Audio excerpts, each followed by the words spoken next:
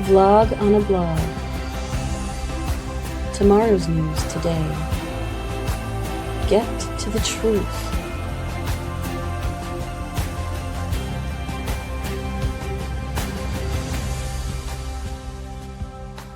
Listen, learn, live.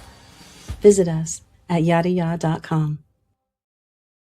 Hey, welcome to the Vlog on the Vlog. It's our pleasure to welcome John back. John, we only have you back because I get to gloat about having more hair than you do and being, more than twice your age. So this is my way of feeling good about myself, I guess. No, we're just kidding. John has his own show as part of the yadayah.com website and the family page. He is Y2K. He is the host. It's a wonderful show.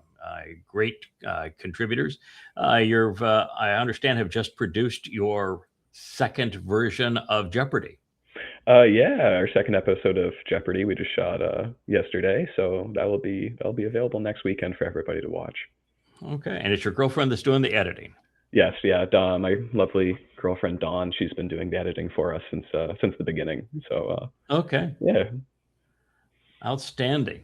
And we are going to get Dawn on the show one of these days. That's the plan. We got to kind of ease her into it. She's very shy, but also a very well thought out and passionate person. So. Well, I know something of introverted girlfriends and wives, and that Leah is the extreme of say she's not shy. She just doesn't feel comfortable around people. The general introvert. I don't think I'd feel very comfortable around people either if they treated me like this. This is one of the images. I think this is the twisted image of a real psychopath, Mel Gibson. Be like Mel, go to hell. He is. This, I think, is his passion of the Christ. Not much of a passion, and there was no Mr. Christ. And it's just astonishing to me that you have the most popular religion in the world that's based on torturing their God. And they revel in the torture device for their God. Not only did this religion create the most exquisite torture devices of all time and deploy them, of course, on God's people, but they torture their own God. And with their crucifix, they have a dead God on a stick, and they celebrate this. I mean, can you imagine actually being God and looking and seeing people lying about worshiping you, and as they torture you and they celebrate? I mean, this is the most gruesome, pathetic, disgusting lie ever. What a twisted group of immoral morons. For sure. It's disturbing the framing that Catholicism takes on their God, because they either like to depict him as, this helpless Madonna and child aspect, or they have him as this completely brutalized and tortured, dying God on a stick. And there's really no real human relatability or element to that. It's either this, one extreme. We control him either way. He's either the baby in a fake mother's arms, living out the Madonna and child, the Queen of Heaven, the Mother of God myth of the Babylonians, or he is the dead God on a stick, living out the tortured existence of Dionysus and the Greek religion. It's just reprehensible what they have done. And of course, you've got some major issues with all of this, and one of them happens to be that God's not a man. Nowhere, even in the lies that comprise the Christian New Testament, does Mr. Christ claim to be a God. Never once. And men cannot kill God. In fact, God cannot die. Yahowah inspired Chabauk to write that 666 years before Paul wrote his first letter, that being to the Galatians. What in the world is he talking about? You can't die, God. And men can't kill God. And yet the lie that men killed God is the cause of anti-Semitism. It is the reason the Holocaust happened. It is the reason Jews were tortured by Christians for the better part of 2,000 years. This is not just a reprehensible, ghoulish lie. It is the lie that upsets God more than anything men have ever done. Be like Mel, go to hell. It really is the beast's personification of control. You either have, like you say, the Shiska god that they carry around in front of them with, like the Roman Achaia would, right? Okay, right. we killed exactly. God. This is an absolute reminder that this is the Roman Catholic, power that they're owning up to it. It's either the Shiska god or it's the we gave birth to this god as well. It's the little defenseless baby, like you say. It is 100% a projection of their power, or their idea of power over the masses. Because you even look at St. Peter and St. Paul. One has the keys, one has the throne. God never figures into their message at all. They gave the same guy their throne. And what's amazing about that is that the circumstances as to which he was granted the keys to heaven, and he is the rock upon which the church is built, wasn't actually in the Christian New Testament. It was added to both Mark and Matthew 300 years later, 3 centuries later, by Eusebius. There isn't a single reference to it, and it's the single most important line in Christianity, because without that line, you are the Christ, the Son of the living God. And then they reply, upon this rock I'll build my church. Without that line, there is no Christian religion. The whole concept of a Mr. Christ is moronic. There is no basis for it. And so without that line, Christianity doesn't exist as a religion. But when you include the line, you have to go to Eusebius, because he is the man that wrote it, that first appears in the Vaticanus and Sinaiticus, both of which Eusebius owns up to writing on the order of Constantine. And then if you say, all right, so Eusebius wrote the line in the 4th century, but he was a really crappy writer. I mean, he was an absolute dunderhead, because he has that whole drama play out in the gates to hell, where Pan, the devil, was guarding the gates to hell. He claims that it was near a city that history said never even existed. He's also the one, by the way, that calls him Jesus of Nazareth, because Constantine's mommy wanted him to have come from Nazareth when she had visited in the 4th century. The only problem was Nazareth didn't exist in the 1st century. He is when you go back to that particular statement, not only does it take place next to a mythical city and in front of the most famous gateway into hell in the ancient world, he is at this point, Gospel Jesus is at this point just a week from his crucifixion, which means he has been with these alleged disciples for 3 years. Mm-hmm. And after 3 years, he has to ask them, who do you say I am? I mean, if you're a rational person, you got to say, okay, they've been waltzing around the paddock for 3 years. They've been following this guy, and not one of them ever bothered to say, oh, who are you, by the way? Mm-hmm.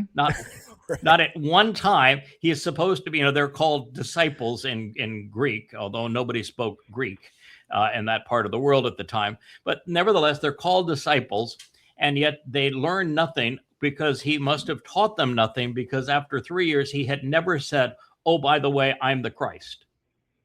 And you know why he would never have said I'm the Christ? Because there is no prophecy about a Christ. Mm-hmm. In fact, there's no prophecy about a returning Messiah. The only reason that there is a perception that there would be a return Messiah is because it exists in Judaism. It doesn't exist in the Torah and prophets. It's something the rabbis made up. And guess what Paul was? A rabbi. A rabbi. So Paul took the rabbinical myth of an arrival of a Messiah and applied it to this mythical creature that he designed as a counterfeit of Dowd, the actual Messiah and Son of God, who was genuinely the chosen one and king. And he just applied this to his myth as if there was actually a prophecy of an arrival of a Messiah. But since there is no prophecy of the arrival of a Messiah outside of Judaism, he could not have been the Christ. That's why he was never referred to as such. That's why even in the Gospel Jesus account that Eusebius wrote, the first time that Shimon was the man's name, actually said this, the first thing that there'll be terrible consequences if you do. Mm-hmm. And now you have a religion that's called Christianity that celebrates Christmas on behalf of a Mr. Christ. And the only response he had both times that he was called the Christ is he said, don't ever tell anybody that. There'll be dire consequences. And how in the world could you write something so stupid? Oh, yeah. And the next thing he says in the next breath is, get behind me, Satan. And then, then he claims that you'll have the keys to heaven after he says, upon this rock, I'll build my church. And yet in Eusebius's version, he's called Peter before he's named Peter. Now, how's that even possible? I mean, nobody thinks these things through. It's the dumbest writing ever. And then there is no reference ever to keys to heaven. It's a completely made up concept outside of paganism. Talks, the translation says, I will build my church. And yet the word church never appears anywhere in the Christian New Testament. There's no Greek basis for it at all. The Greek that underlies what has been written as church is ecclesia. It means to be called out. And church, the closest thing to it in the ancient world was Shirshé, which is pronounced Shirsh, pronounced the same way. And she was the pagan goddess of the Germanic religion where the sun was the chief and primary Lord. Surprise, right? Surprise. You got to play for a fool, Christians. And then you have your tortured God. This God was made up by Paul, and you're not smart enough to figure it out. Reverend Vitus and Mel Gibson, literally, you're going to hell. Yeah, this idea that they can. There's many of this movie presentations of this story, right? I mean, it's the passion. It's all over, okay? And it's each one of them trying to one up each other as how gruesome they can get for modern audiences, because the Spartacus, one wasn't this gruesome. Even the one with I forget his name. Oh, the crucifixion. Anyway, Spartacus. Yeah, I know. Yeah. The fact of the matter is the Romans were not that. Were the Romans savage when they needed to be? Yes. Crucifixion by itself was savage enough. Crucifixion did not occur on a cross capital or a lowercase t. It occurred on a cross that would be more like a capital T. So the whole Christian symbolism happens to be wrong.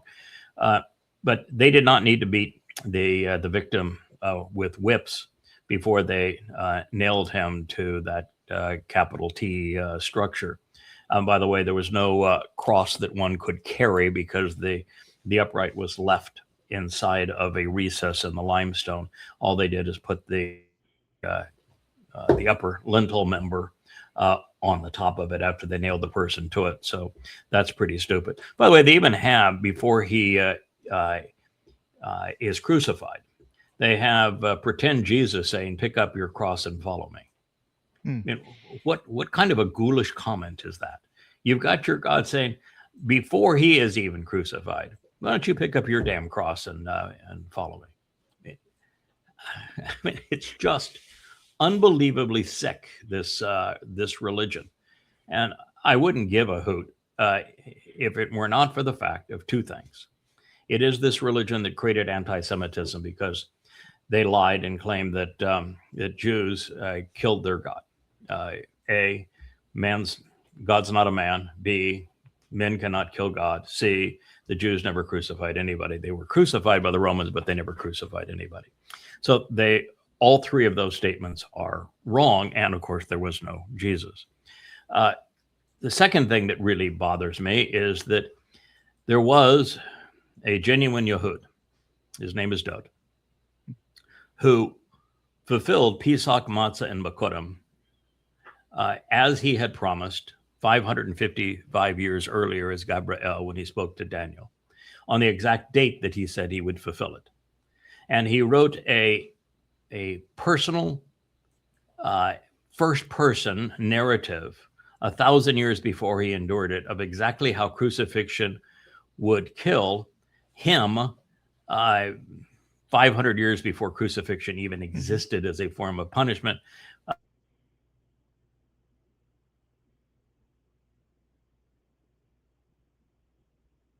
Of which he has his ghoulish, whatever that thing is, cite from that Mizmor, that psalm, even though it pertains to Dowd. And so the counterfeit Jesus is nothing but a blend of robbing Dowd, God's actual firstborn, his son, his chosen one, his Messiah, his king, and the one who actually fulfilled Passover, robbing the person that God cares the most about and blending that with a heavy dose of Dionysus to create this mythical Jesus Christ piece of shit. And that is what that is. Good God, people, you've got your heads up your tuchus. So Yeah, that doesn't particularly disgusting, the everything tied in together with the sun god religion recycling and the usurpation of what Dowd and Yahowah accomplished. It's very disturbing. Yeah, and the fact is there's not a single accurate citation from Yahowah in the Christian New Testament. Every time they try to steal something that would give their myth credibility, they misquote it. 100% of the time they've misquoted. And Paul, who created the religion and the myth, never once cites a single line from the gospel of Jesus, because between 100 and, or between 10 and 40 years after Paul's death, which is why he doesn't ever cite them, because they didn't exist. It's really pathetic. Anyway, yeah, she's so close. She's so close. This is a 100-year-old Holocaust survivor. She's pretty good for 100 years old, doesn't she? And you'd have to be right around 100 years old now to be a Holocaust survivor, because you'd have to be, at least 5 in the 1930s, early 1940s. So she is saying, when I hear Trump speak, I hear Hitler all over again. When I see his rallies, it's like what I saw in Nazi Germany. Trump is a dictator. He's crazy like Hitler was. This is Mrs. Ruth Delray from Delray Beach, I would assume, Ruth Rosansky. I used to live near Delray Beach. If I was still in South Florida, I'd go look Ruth up. Like her name. She's close, but not quite there. Donald Trump is much worse than Adolf Hitler. Much. In fact, to compare the two is almost unfair. Trump's brown shirts, his ice, are far more out of control and brutal than were Hitler's brown shirts. Trump's speeches are far crazier, far deadlier.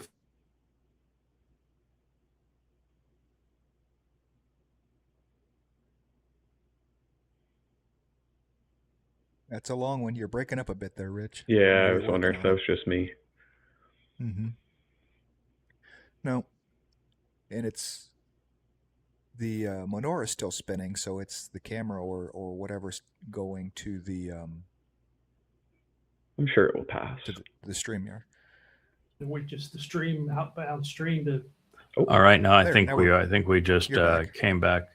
Yeah, it's frustration with I don't know if it's Starlink is the issue, or if it's StreamYard, but one of the two. And we're really fuzzy with our audio at this point.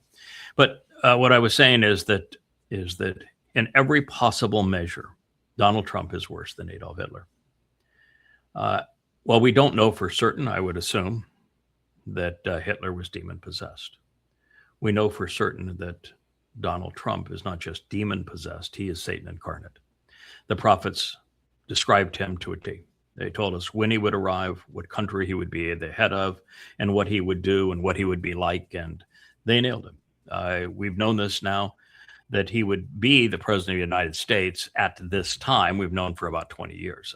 But I acknowledged when he won the last election that ended all speculation.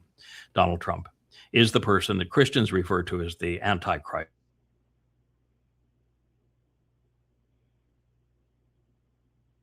He is the living incarnation of the adversary. And so by the time that this is all done in 7 years, he will have killed of more than 10 and could be by a magnitude of 100 times more than died in World War II. It's insane to think of the scale of that. Yeah, Hitler mucked about on 3 continents. You know, I think Trump's going to involve all 7. So Yeah.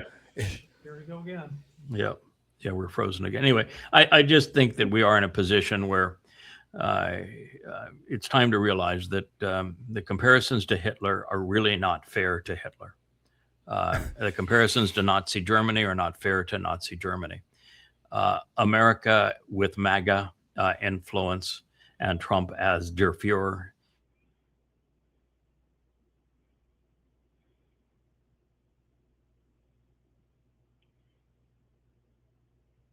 Yeah, the amount of rhetoric that has picked up has been significantly disturbing, though.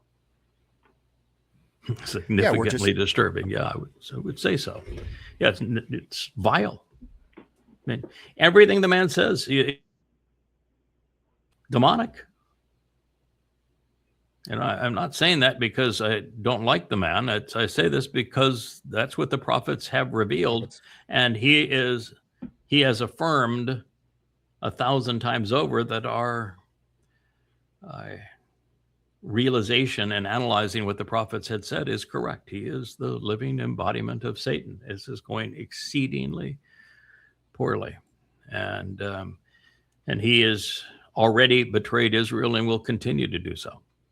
Now, this myth that Israel controls Trump is nonsense. It's Israel's a vassal of Donald Trump, and he is going to be, according to Yahweh, their greatest single threat and the great betrayer of our time. Yeah, we have a post a little later on about what he wants to do in Gaza, and it just overlays the Ezekiel measurement thing. I know that's in Jerusalem and everything, but it just expands from there. You know, I mean, he really thinks that it's free Palestine. So hey, it's free. I'm going to redevelop the place, right?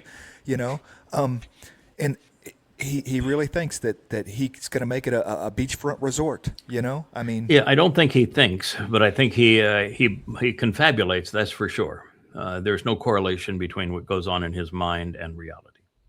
And therefore his mouth is completely unrelated to anything that's actually true.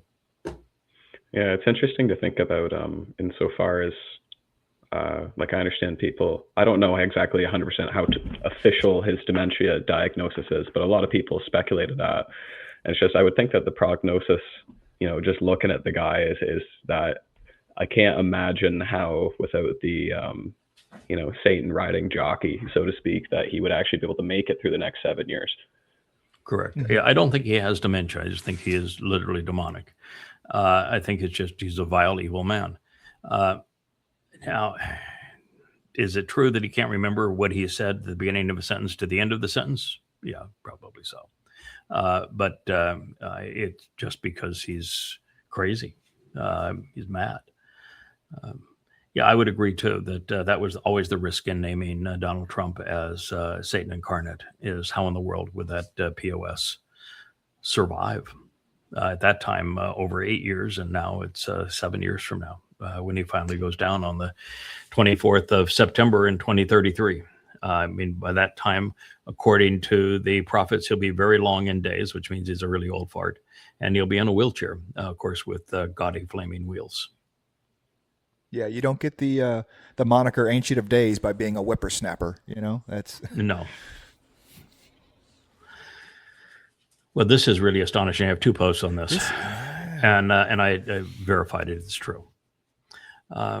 Richard Fairbanks is the founder of Capital One. Is a friend of mine, and really an honorable man. And it was a remarkable company. I've studied the whole history of Capital One and what he did in creating Capital One, which is that he realized that in the credit card business, which is what they do. My favorite credit card is the Capital One card. Is that what you want if you're going to solicit is you want a cardholder that very seldom, if ever, pays their bill off, and yet never welches on their bill. So this golden area.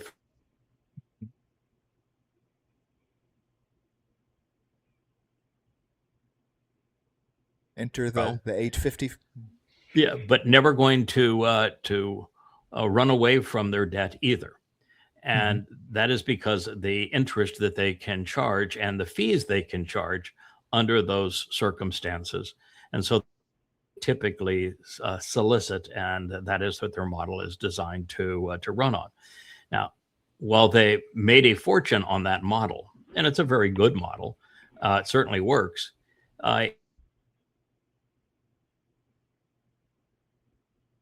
best services overwhelmingly of any credit card company, the most honorable credit card company. I also have a Citibank. I'll go to hell. I mean, I think that Citibank is nothing but a group of thieves. Capital One's a very honorable company, so I'm not surprised that they did this. Credit card issuers and banks are now deputized by the U.S. government. It's very much like the accountants that do your taxes. They have been deputized by the U.S. government, where if they don't turn in somebody who does something that they think is against the IRS rules, and they can be convicted right along with the person who committed the crime. And it's a way of really turning the accounting industry and bankers against their clients so that they actually become agents of the U.S. government. Now, in this case of Capital One and banks, they are required to show and have reasons and the ability to investigate money laundering, because money laundering is the world's most egregious crimes. Sex trafficking requires money laundering. The sale of illegal drugs requires money laundering. The sale of illicit arms to terrorists and rogue nations requires money laundering, and the bribes and that sort of thing, government graft, require money laundering. And so where there is money laundering, there are far more egregious crimes taking place, because that is how they cover up those crimes. And there are very sophisticated tools that banks not only can use, but must use, because throughout the years, banks wanted to have the money of these individuals. Like the banking industry in South Florida was largely built on the money laundering operations of cocaine dealers.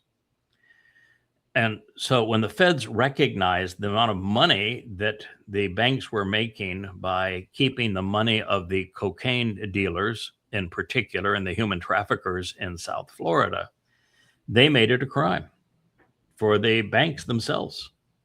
And so that got their attention. And so now the banks are not only motivated, but they have the tools to ascertain who is money laundering, and they have to shut down those accounts.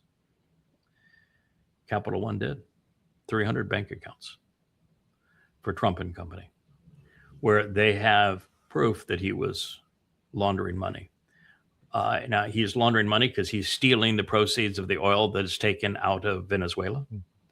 He is laundering money because he is stealing what is going to and from the Arab fiefdoms in the Middle East that he has constantly meets with, and his sons and his family short commodity stocks like oil based upon insider trading.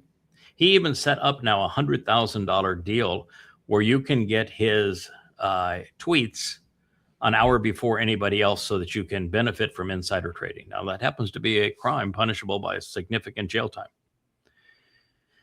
And so Capital One has determined that Donald Trump and company laundering money.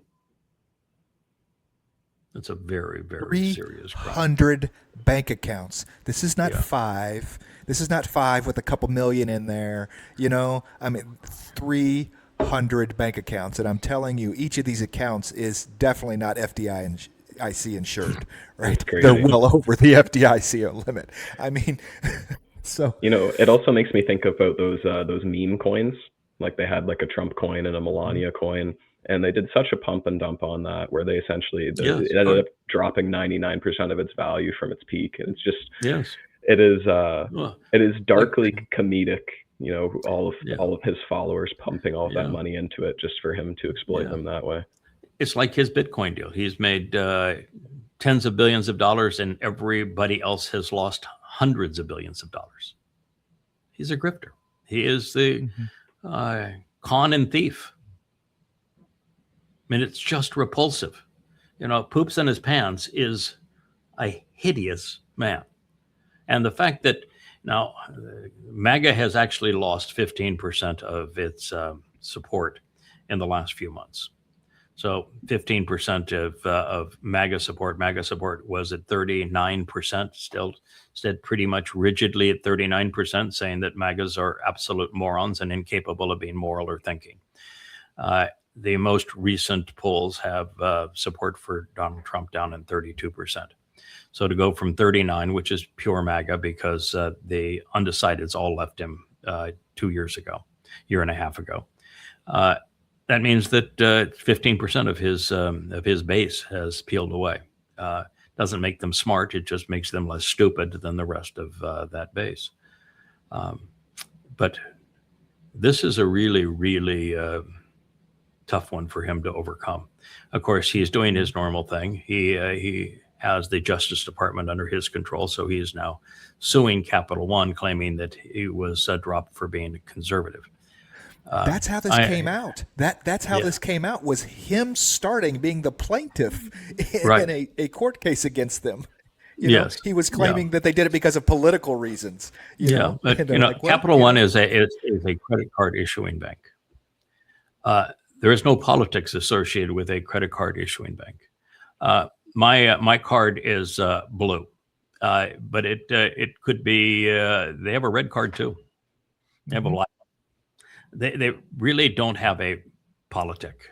They have a business algorithm that they run on, and I can assure you that of all of the employees that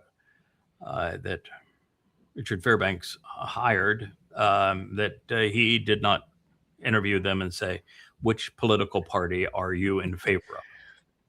Yeah. That was never one of his questions. How good are you at math?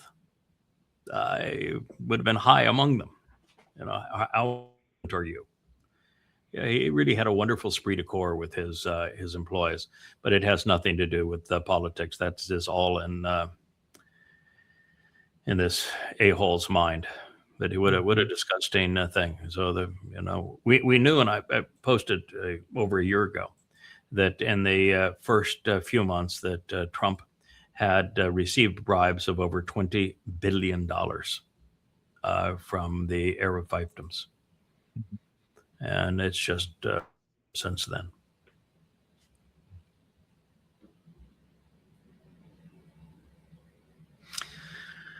Robert Pape is an interesting fellow. He is a scholar, and he is so far now the last standing Mohican.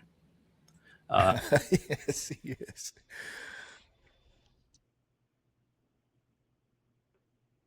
In a post that we'll probably play later, finally joined the rest of the gross anti-Semites in his post that we have today. He was the professor from Chicago. I have not heard Robert Pape go to that point yet. So he's not vying for popularity. He's about as charismatic as a wallpaper drawing. So we'll play this. But the fact is that he is one of the very few people who puts in writing what he perceives is going to happen, and then he sticks with it. And he says, "This is what I said was going to happen," and he will reference the written prognosis that he revealed 6 months, 12 months, or a year earlier, and say, "Yep, it's happened exactly as I said." So far, he has been 100% accurate on the Trump war with Iran. And this is just another example of where he's saying that without any equivocation, that America's position and the world's position relative to Iran is irreversible, that Trump has made a disaster of this, and that while Trump would love to, America would love to get back to where we were before the war began, there's no way to do that. The outcome of the war is Iran won and America lost, and there is no way of reversing that. So you can go ahead and play it. We are in a escalation trap. We're not just seeing escalation, we're seeing it grow horizontally, and we're seeing Iran now initiating attacks, not just on the receiving end. This is an escalation trap.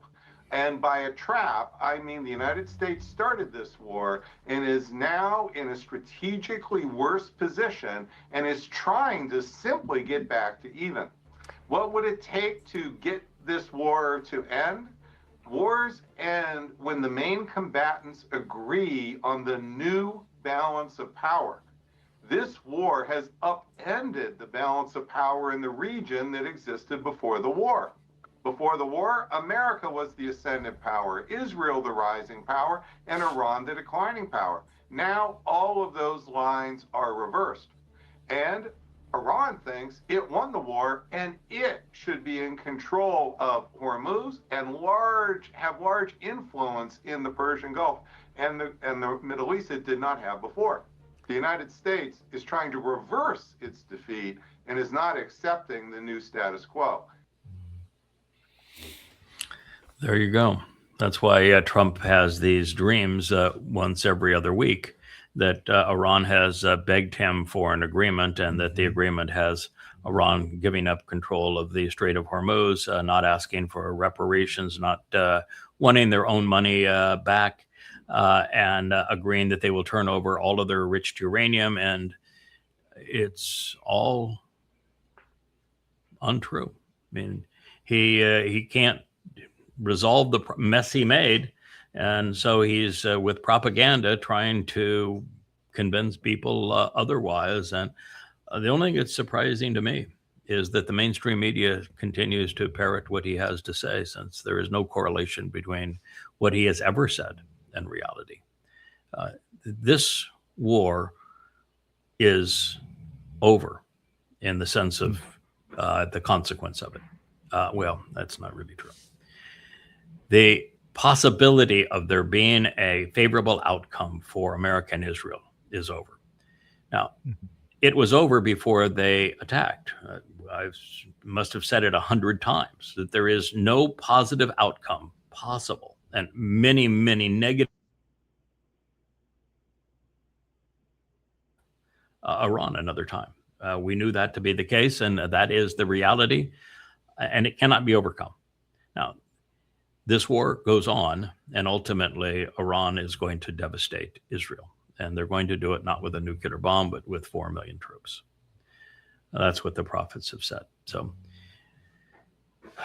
here we are, and it is, of course, happening. And it was Israel that can largely be blamed for instigating their own demise. They're the ones that were convinced that a decapitation strike would cause regime change, and that a blitzkrieg kind of aerial bombardment would cause Iran to fold, and they would relinquish their uranium and capitulate their missiles just to stop the bombing. And Israel was wrong about everything, just as they were on 10/7. Israel's intelligence capacity is kaput, and its government's morality and ability to think cogently is kaput. Israel is checkmated as a nation.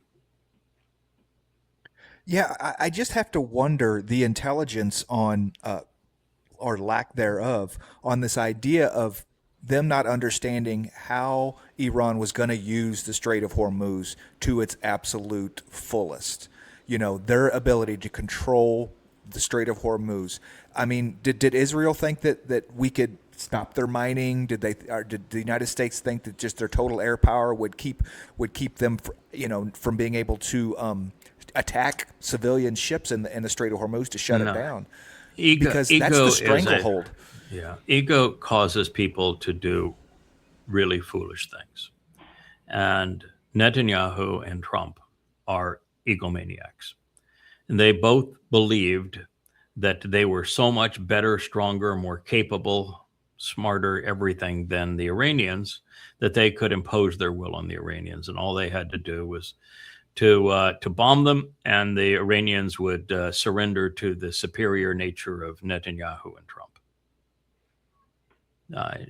90 million people don't bow like that, particularly when they have a unifying religion. And there's never been a case where you could bomb people into capitulation with the bombing power. The bombing power does not get the nation that they are bombing to love them. And regime change is something that the U.S. and the Mossad have failed at every single attempt. And every single attempt, they've made a very bad situation worse. It is the hallmark of the CIA. And every time they do it, people die. I've studied regime change operations for the last 30 years, and I can tell you that to get regime change, you have to have a number of characteristics, and none of those existed in Iran, which is why I said it's impossible. What the Mossad is saying, what the CIA may be saying, what Donald Trump and Netanyahu are saying, what is being posted on X, is absolutely impossible. You have to have at least 3.5% to 5% of the population in support of it. And the biggest rallies this time around were a tiny fraction of 1%. Second, at a distinct minority, the opposing group must have a unifying something that they are moving towards. It can't be just we hate you. It has to be we love this. As was the case with the Nazis and the Bolsheviks. You have to have a unifying cause to be switching to, not just something you hate and are against. That didn't exist in Iran. And number three, at a very small minority, the only way that a regime change operation succeeds is if the rioters are hugely more vicious than the government. The government of the Islamic Republican Guards is much more vicious than the civilians that are uprising. And so that's not going to work. And then the fourth thing that we have come to recognize since then is that to have regime change under all of these circumstances, you're not going to have successful regime change that is prompted by an outside nation. It's going to be destructive. And in the case of Iran, most of the protesters that were armed against the government were armed in a backdoor deal between the United States, CIA, and the Kurds.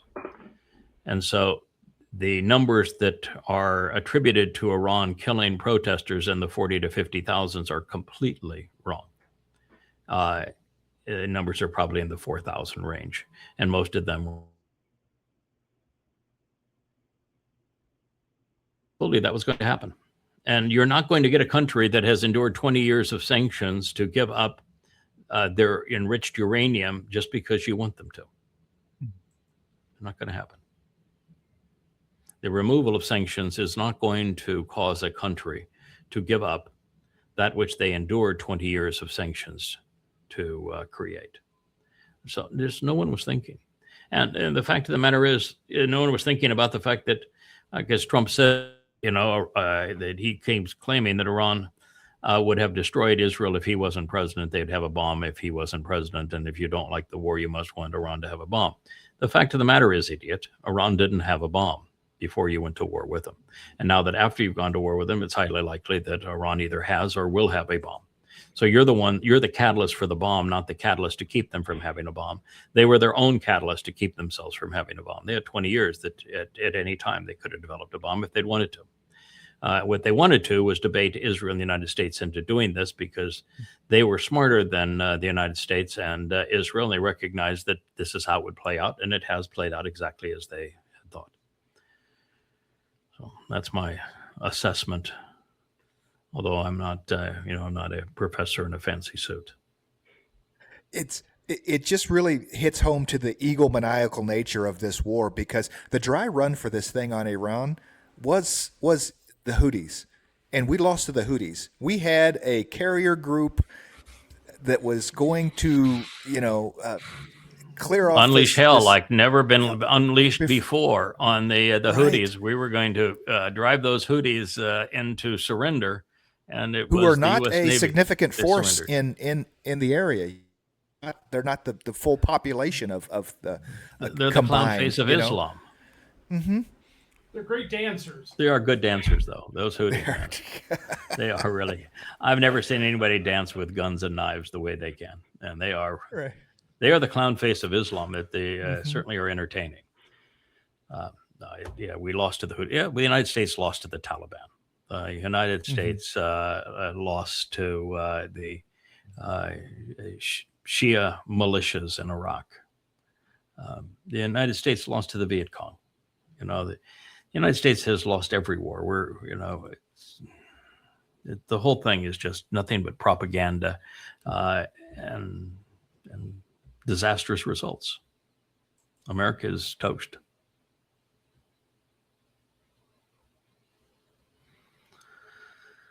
Oh, goodness.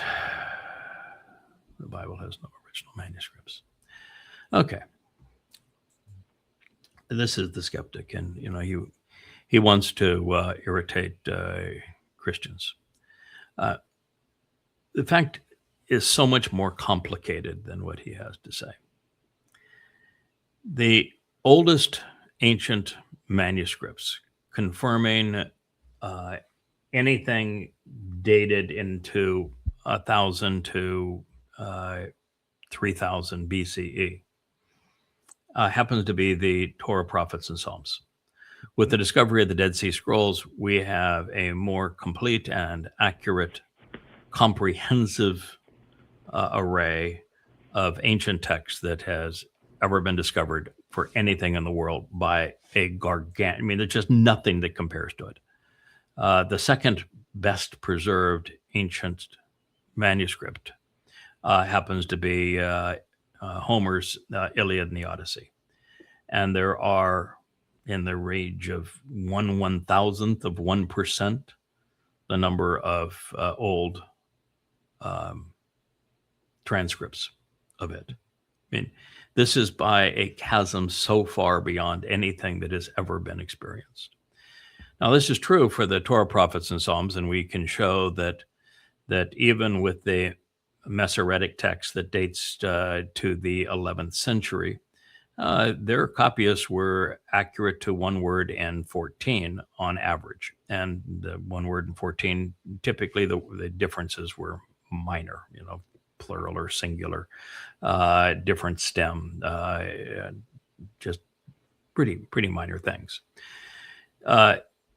The story with the Christian New Testament, though, is really it's a completely different thing. There are only 69 manuscripts versus 1,000 on the Dead Sea Scrolls that are much older, but there's only 69 pre-Constantine manuscripts. After Constantine, the manuscripts are so free as to be unusable. Free means people wrote whatever they wanted to write, particularly Eusebius.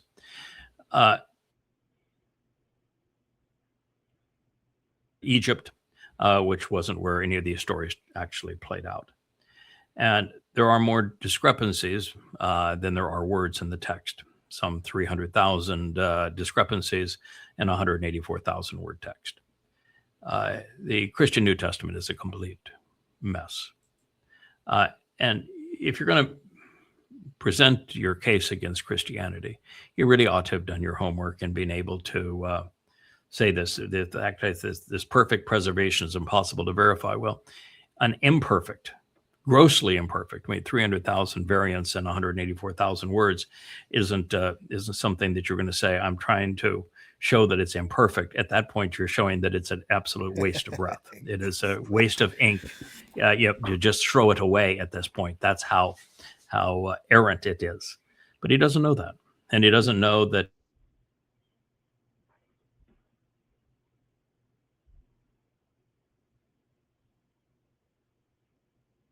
different books for an entirely different purpose.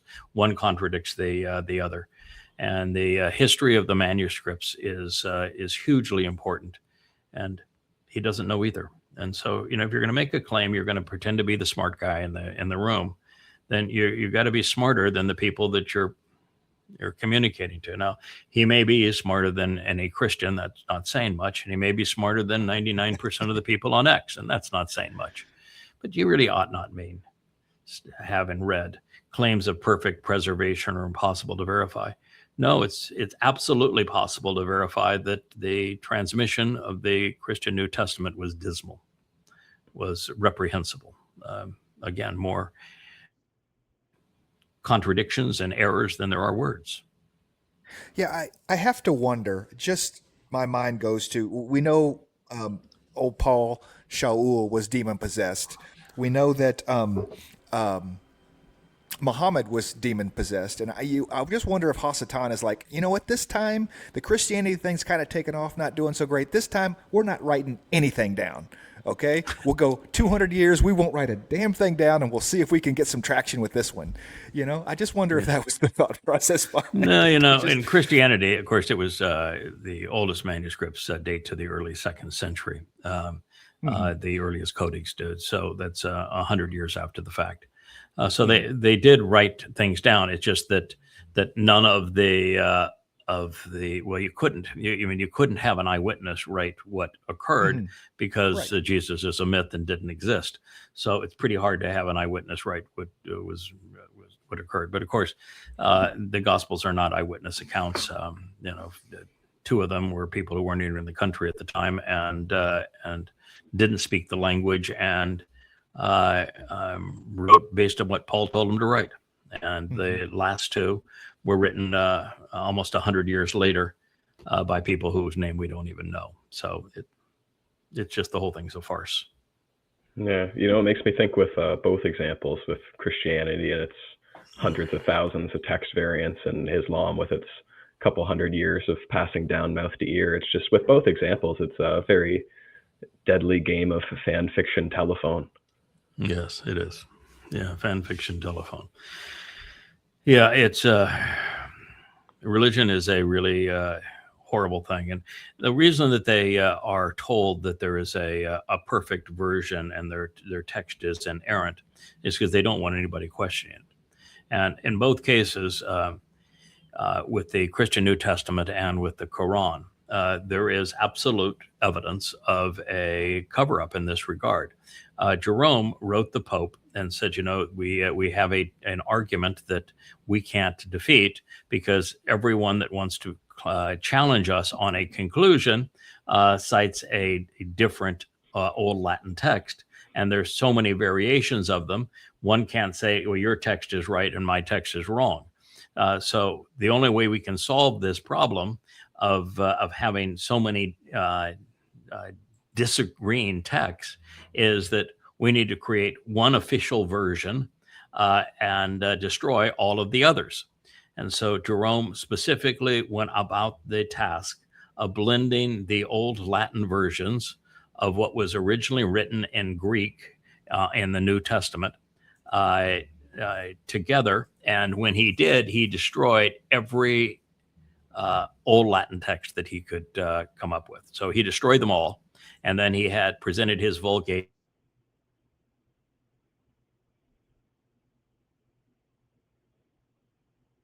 As perfected, yeah.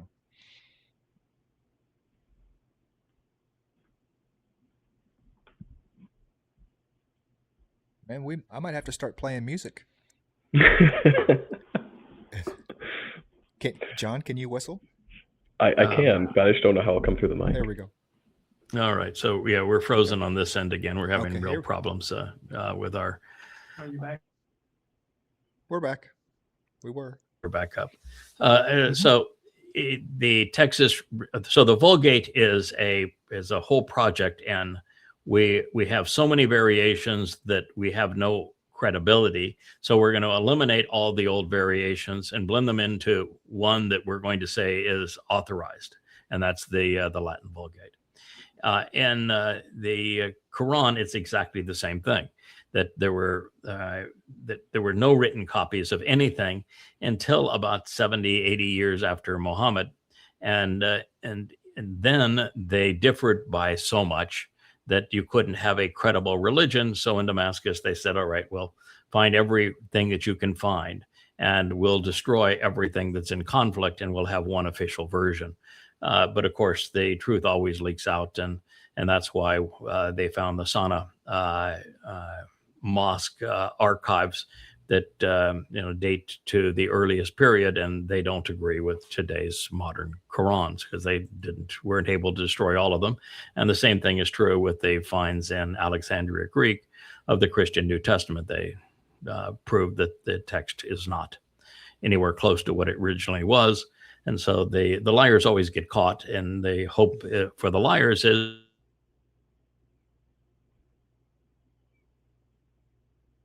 enough time has passed that the propaganda has time to take hold. correct. Yeah. Well, here's the other religion that we need to impugn. This is the Black Plague. But it's a standard religiousness. What they're trying to, the voice of the rabbis here is that they want you to say whether you're Jewish or non-Jewish, help us amplify the truth. Anti-Zionist Jews are not a fringe, that is true. Anti-Zionist Jews are not a fringe. They're the majority of Rabbinical Judaism. So help us break through the media noise and make our voice heard. And so what they are promoting is that Judaism is anti-Zionist. The Judaism does not believe in the state of Israel. They don't want a state of Israel until their Messiah comes. Well, their Messiah is part of Judaism because there is no return. Dowd was the Messiah of Yahowah, and because Dowd is returning, he is not returning as the Messiah. He's returning as king. There's a huge difference between those two things. And so in Judaism, they're so fooled into this. And in fact, they gave birth to the religion of Christianity because of this lie, that the lie that has caused Jews to be so subjugated over the years. So they're just anti-Zion. But it's Yahowah who created the term Zion. It means signs posted along the way. He tells you that they're essential. So for Rabbinical Judaism to be anti-Zion, and for Yahowah to be pro-Zion, it means one of the two is lying. Boy, I don't think it takes a PhD to say, if God says, I created Zion, and the rabbis say that Zionism is incompatible with Judaism, then guess what? Yahowah. Yeah, I'm going with Yahowah on this one as well. Yeah, I think I would go with Yahowah. But it's a serious problem. If Jews would listen, there's no hope. There's no saving. God hates rabbis. God hates this black plague. Everyone who is dressed as a Orthodox Jew pursuing the Haredi strain of Judaism is going to be sent to Sheol. That is just a fact. Nothing is going to stop that. God despises them. They claim that they speak for him, and he hates them with a passion. And so nothing you say or anybody can say, including Yahowah, is going to have any effect on this Black Death. But it is important for Jews who are not already destroyed by the lies of Judaism to recognize that they are frauds, that they're money-grubbing, despicable frauds and parasites. Yeah, I'm just trying to figure out their angle on this. I understand that this is not a new thing. They're just all of a sudden not saying, "Hey, we are anti-Zionism." The idea of Zionism being the Israeli state or whatever, because they are the largest benefits of the nation of Israel, right? Yes. So beneficiaries of it. And the other thing is why you see rabbis even in New York going out and saying, "Hey, we're pro-Palestine," and this whole 9 yards. What is their angle saying that they're not Zionists? I don't understand, other than, "Hey, kill us last, Muslims." I mean, I don't understand what their angle is. You're trying to convey the idea that a religious person has a rational justification for what they believe. Am I hearing you correctly? Did you get enough sleep last night? Sorta. Yeah, that's Yeah. You told me you had a cup of coffee before the show. right. Several. Maybe you need two. What is the justification for Christians killing their God? Celebrating the torture of their God. What is the justification for that? Right. There is right.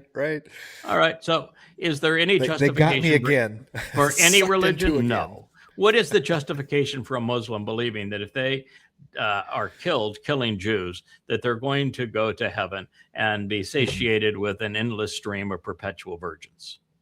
Why would anybody that has got two brain cells that are functioning and could actually communicate with one another believe that?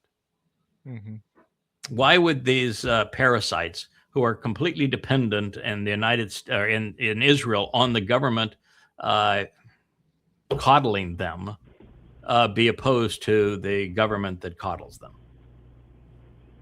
There's no explanation for it. Why would they call themselves Torah observant when the Torah says that God hates the religious?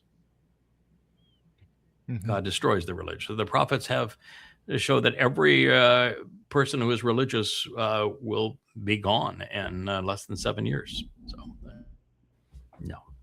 no correlation between reason and faith. No evidence either. They call it faith because they don't know. No one calls religion no. Right. Vivid. Netanyahu. Attacking Iran is like removing your cancer from your body. If you don't remove it, the cancer will kill you.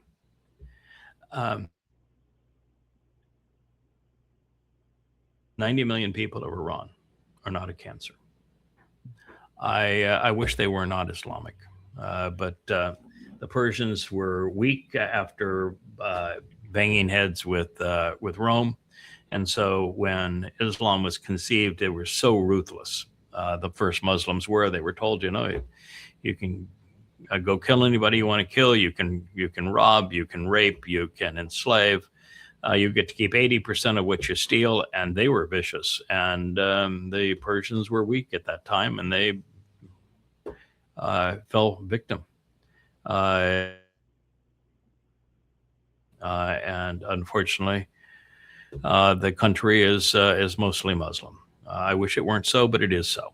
But they are just 90 million among 2 billion Muslims.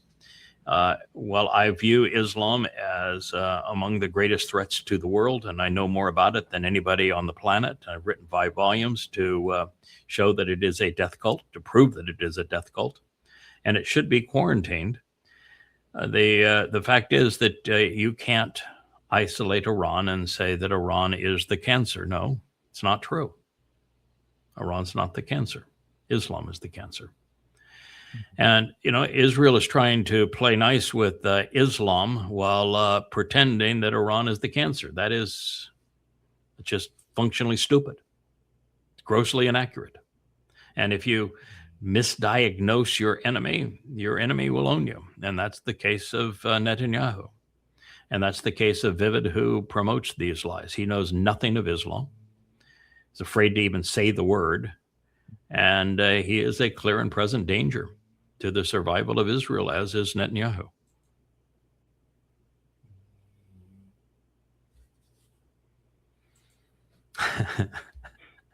Three Trumps walk into the garden to have a negotiation on ending the war on Iran. One Trump says, I think Iran should surrender. The other Trump says, absolutely. The Trump is just too smart and too tough for us. And the third Trump says, it should have happened already. So let's just announce the surrender. And the Trump says, but I'd rather bomb you some more because I really like killing people. But the Trump says, you've killed too many people. It's time for a solution. So the third Trump says, so yeah, Iran surrenders so that you don't have to bomb them anymore. I know you'd like to, but let's just end the war. And so the three Trumps, they go and they have their confab, and they report that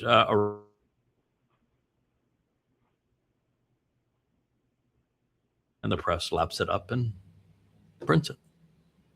But sounds can you a imagine? bit like the rabbis. Sounds a bit like the rabbis arguing with God, right? We can outvote you. We can outvote God. Yeah, and so three Trumps is does away with it.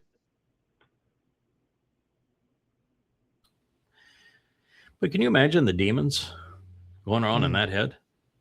And as I say, I think I understand why he poops in his pants. Right. Absolute terror.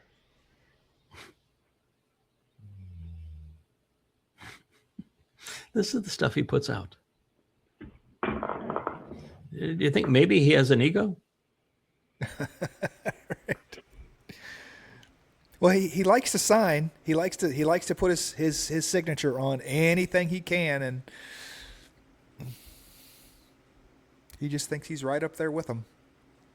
George Washington was an egomaniac too. I mean, he had people call him Your Majesty, and yeah, he was. The reality is, he lost every battle in that war until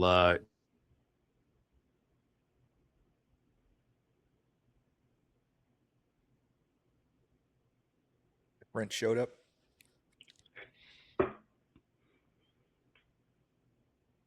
It cut off again for you, Kevin. Yeah. No, we're saying the same thing. Washington D.C. He's back. Land deal. It's a shame we missed all that, but so we froze.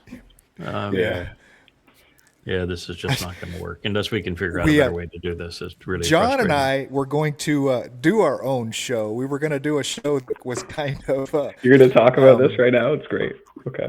Well, I don't know. We were going to do a little mystery science. A little mystery science theater kind of show that had you doing Luminaries episodes on the screen and then us doing commentary about what you were talking about as they were going. Oh, really? Okay. So, I like that idea. Yeah, it's supposed to be like this is just a little bit about what that is. A little bit about what this was about. Yeah. A comedic take on the Luminaries? Well, not necessarily on the Luminaries, but just as kind of individuals watching your programs and making a commentary, there'd be probably a little bit of a comedic twist to it. I think it'd be inevitable if you have Kevin and I working together on something. Oh, I think it would be fun. Yeah, I can tell you some of the material's pretty dark. So yeah. Oh yeah. Even when they call it Luminaries. We're always looking for the humor in it. That's why with goddamn religion, every time we could, we figured out a way to work. Well, you have to with it just being so nonsensical with the, the Yeah, Quran being. it's such dark material that if you don't laugh at it, the stupidity of it once in a while, it just kind of eats you up inside. It's there's only so much that we can bear sometimes, insofar as all of that negative emotion and attitude that comes with all the garbage that we see. Yeah. Hey, Craig's back. Well, I think we've just unfroze. So let's do one more and we'll just call it a day, because this is, Okay. You might as well do the commentary. We'd have the frozen Craig and you guys could do the commentary. In fact, I think maybe that's the best thing is that I'll sit here and just be frozen and you guys can comment on these posts. I don't know. Makes perfect sense to me. This is the Donald Trump having the Capital One accounts closed due to money laundering. So the first thing I did is I said, "Oh, come on!" First of all, Capital One is near and dear to me. I know the founder. I know the mindset of the company, and they have a warm spot in my heart for them. They met me when I needed financing because I really wanted to have a credit card partner when I was starting Value America, even before we went public. Rich Fairbanks came up to my office, which was in a shoebox at the time. Multiple times we came very, very close to doing a deal, and then I had a couple of people that were on the periphery of what I was trying to do that turned out to be scum that tried to carve out their own little deal. And Fairbanks just says, "Yeah, I'm sorry, I can't get involved with this now that they've muddied the water." But nonetheless, I still viewed him as a genuinely fine man of great character. And so when it's his company that says this, I can tell you they've done their due diligence. He's a very cautious man who is exceedingly thoughtful in everything that he does. And so just knowing the nature of his company, I knew that if it were true,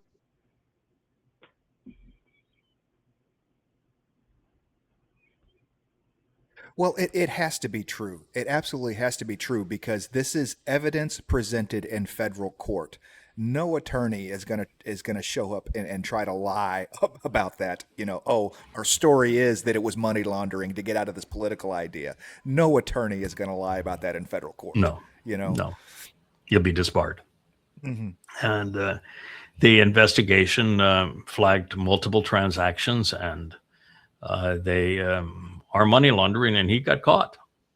And it won't be the only bank that does this. It's just the first. Yeah.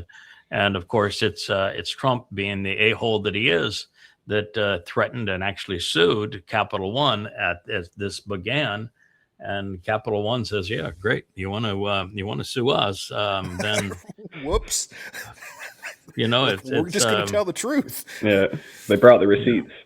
Yeah, we brought the receipts. It's like every time now that Trump sues somebody, the only ones that he is able to get a favorable outcome are the ones where he has the FCC or FTC or SEC in his administration as the godfather over a criminal enterprise, threatening to preclude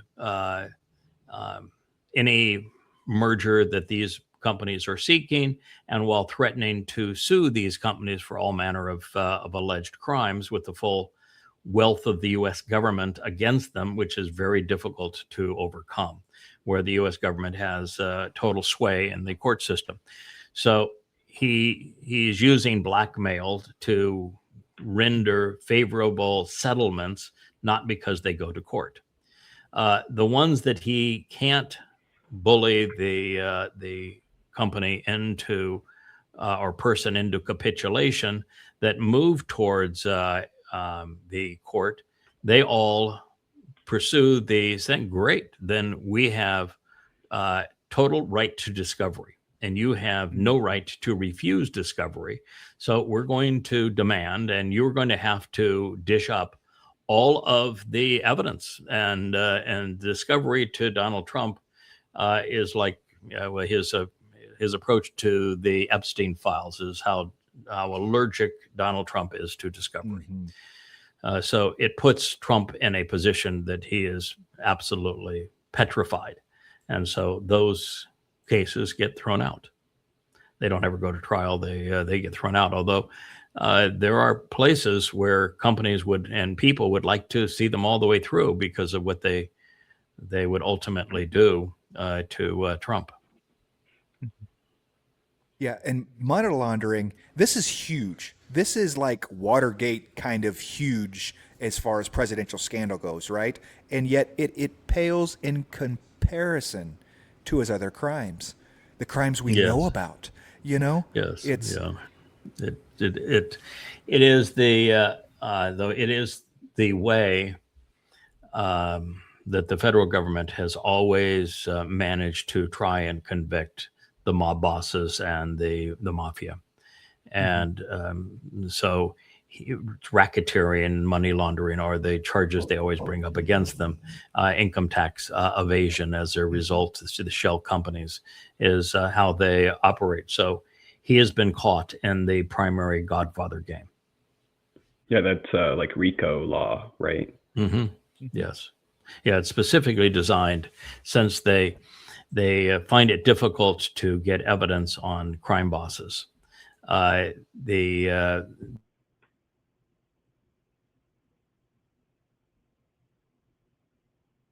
Sleeping with the fishes, dead men tell no tales.